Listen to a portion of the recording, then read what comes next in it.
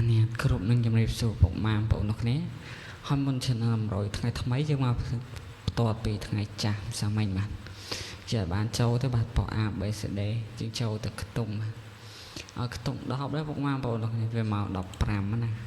ឲ្យ17មក15ហើយយើងចូលបានអុកខ្ទង់ប៉ោហោបាទចូលបានអុកខ្ទង់ប៉ោហោមកក្របបាទគឺអុកខ្ទង់30បងឲ្យ38មក30គួតពុកម៉ាបងប្អូនគ្នា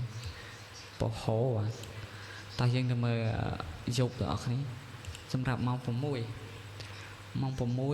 យើងបានចូលលេខត្រឡប់ពុកម៉ាបងប្អូនគ្នាហើយយើងចូលអុកខ្ទង់ណាពុកម៉ាបងប្អូនគ្នាមិនថាអត់ចូលសោះបាទចូលអុកខ្ទង់30បាទមក30គួតទេបងបាទយប់បងឲ្យ78មក87បាទលេខត្រឡប់សេតពុកម៉ាបងប្អូនហើយយើងចូលបានតែប៉ុណ្្នឹងទេពុកម៉ាបងប្អូនគ្នាអា3លេខ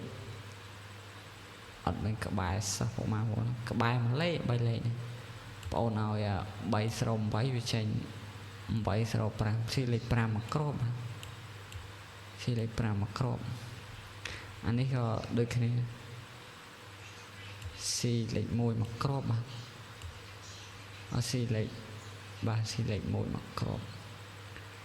យើងប៊ីសហ្នឹងប្រហែលមកហ្នឹងប៊ីសចូលបាទប៉ុន្តែយើងចូលបានលេខត្រឡប់មកគ្របដែរ78 87ទេបាទតើយើងទៅមើលតម្រុយជាងធូបថ្ងៃថ្មីដល់គ្នាបើយើងកែដាក់ថ្ងៃថ្មីសិន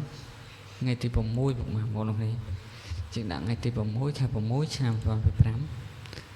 ហើយនេះតម្រុយជើងធូបថ្មីទេបាទបងប្អូនខ្ញុំដាក់ចូលបាទគឺយើងមាន63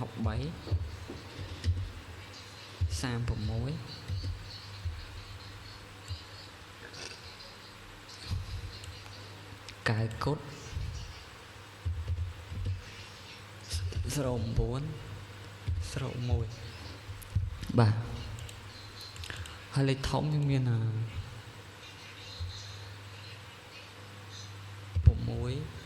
30កុដ189 3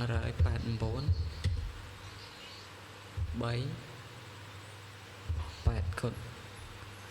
គុណផងពុកម៉ាបងប្អូនលេខធំមកបាទគុណហើយអុកខ្ទង់យើងអុកខ្ទង់30ជាស្រ័យបាទយើងអុកខ្ទង់30ខ្ទង់9និងអ0បាទអុក30អុក9អ0បាទសម្រាប់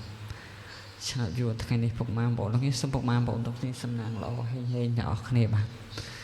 អរគុណច្រើនបាទជម្រាបលាហេងបាទហើយពុកម៉ាបងប្អូនអាចមើលលើនេះបានជើងធូបគឺថ្ងៃថ្មីបងប្អូនចូល